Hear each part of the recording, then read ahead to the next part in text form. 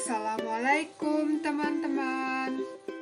Perkenalkan, nama saya Vira Widiawati, NIM 21104060012. Di sini saya akan mempresentasikan tugas kewarganegaraan yang diampu oleh Dr. Haji Hamim Yarkasih Putro, MSI, yang berjudul Pelecehan Seksual. Pelecehan seksual salah satu bentuk tindak kekerasan terhadap perempuan. Pelecehan seksual didefinisikan sebagai pelecehan seksual verbal, tertulis, atau fisik terhadap seorang wanita di luar kehendak wanita yang terlibat, namun harus diterimanya sebagai sesuatu yang seolah-olah wajar. Sebagaimana halnya perkosaan, pornografi, pelacuran, dan kekerasan terhadap pasangan.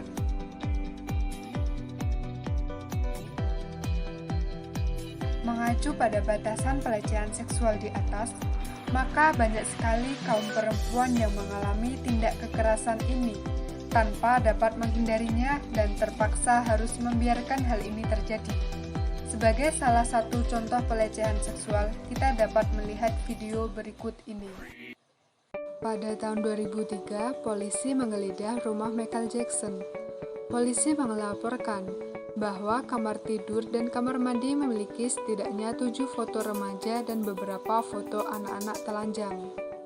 Temuan ini tampaknya meningkatkan kecurigaan penyimpangan terhadap perilaku seksual. Dari kasus Michael Jackson menunjukkan masalah pelecehan seksual dan kejahatan kesusilaan. Begitu pula halnya di Indonesia.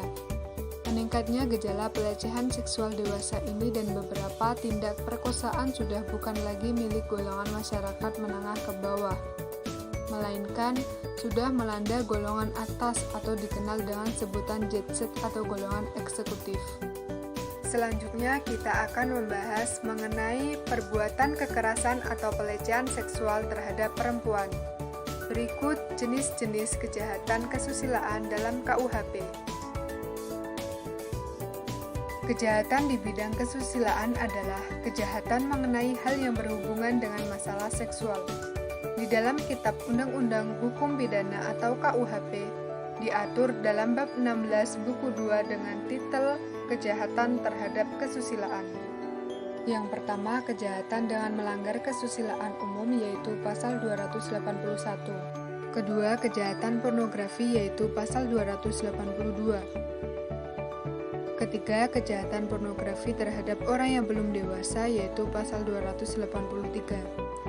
Keempat, kejahatan pornografi dalam menjalankan pencahariannya yaitu pasal 283. Kelima, kejahatan perzinahan yaitu pasal 284. Keenam, kejahatan perkosaan untuk bersetubuh yaitu pasal 285.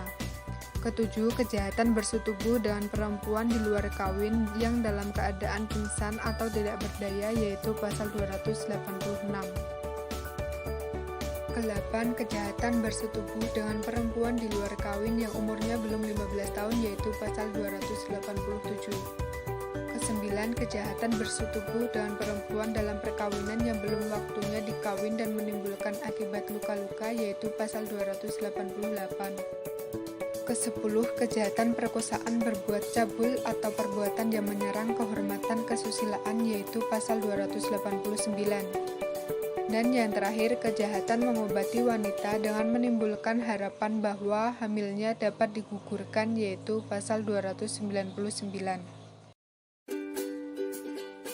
Perempuan sering menjadi korban kekerasan atau pelecehan seksual, di mana ada 3 penjelasan besar mengenai terjadinya tindakan kekerasan atau pelecehan seksual tersebut, yakni yang pertama, penjelasan yang mengarah ke kondisi internal, di mana karakteristik pribadi pelaku kekerasan yang menyebabkan kekerasan seksual terjadi. Yang kedua, penjelasan yang mengarah ke alasan-alasan yang melekat pada karakteristik pribadi korban. Di sini, kekerasan atau pelecehan seksual yang dialami oleh korban diakibatkan oleh tingkah laku korban sendiri yang mengundang, atau korban memiliki karakteristik kepribadian tertentu yang menyebabkannya mudah mengalami kekerasan atau pelecehan seksual. Yang ketiga, penjelasan feministik, di mana kekerasan atau pelecehan seksual terhadap perempuan merupakan produk struktur sosial dan sosialisasi dalam masyarakat yang mengutamakan dan menomorsatukan kepentingan dan perspektif laki-laki, sekaligus menganggap perempuan sebagai jenis kelamin yang lebih rendah dan kurang bernilai dibandingkan laki-laki. Perlindungan hukum terhadap perempuan dari kekerasan atau pelecehan seksual. Undang-Undang Nomor 39 Tahun 1999 tentang Hak-Hak Asasi Manusia atau HAM, khususnya pasal 45 menyebutkan bahwa hak asasi perempuan adalah hak asasi manusia. Dengan demikian, karena hak asasi perempuan adalah hak asasi manusia, maka hak asasi perempuan ini harus dilindungi, dihormati, dipertahankan, dan tidak boleh diabaikan, dikurangi, atau dirampas oleh siapapun.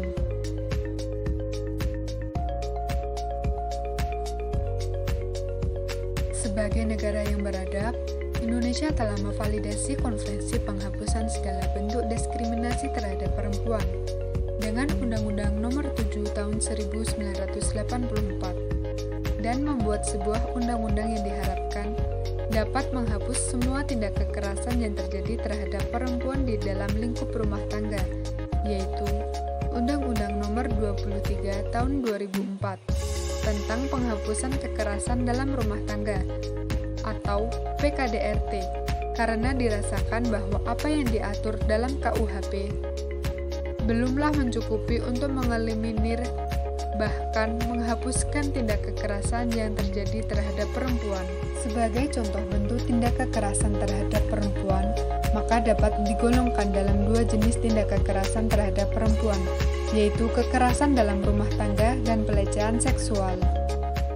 Di dalam Undang-Undang Nomor 23 Tahun 2004 tentang PKDRT di dalam bab 3, mulai dari pasal 5 sampai dengan pasal 9 mengatur tentang larangan kekerasan dalam rumah tangga.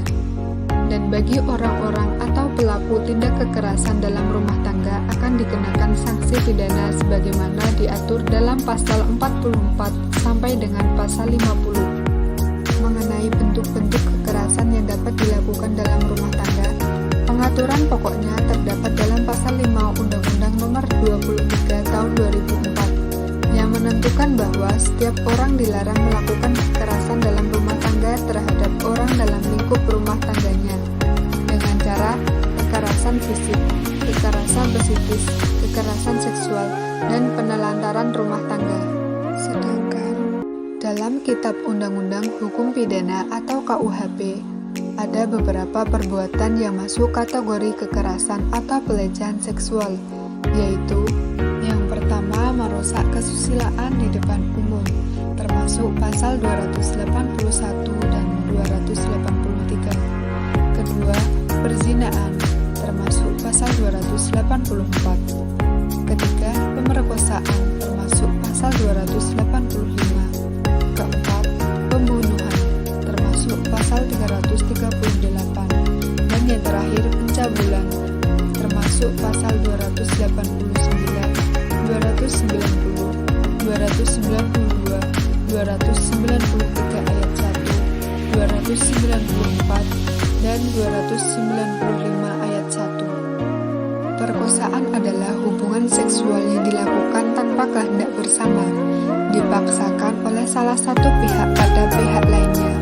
Korban dapat berada di bawah ancaman fisik atau psikologis, kekerasan, dalam keadaan tidak sadar dan tidak berdaya, berada di bawah umur, atau mengalami keterbelakangan mental dan kondisi kecacatan lain, sehingga tidak dapat menolak apa yang terjadi, tidak mengerti, atau tidak dapat bertanggung jawab atas apa yang terjadi padanya.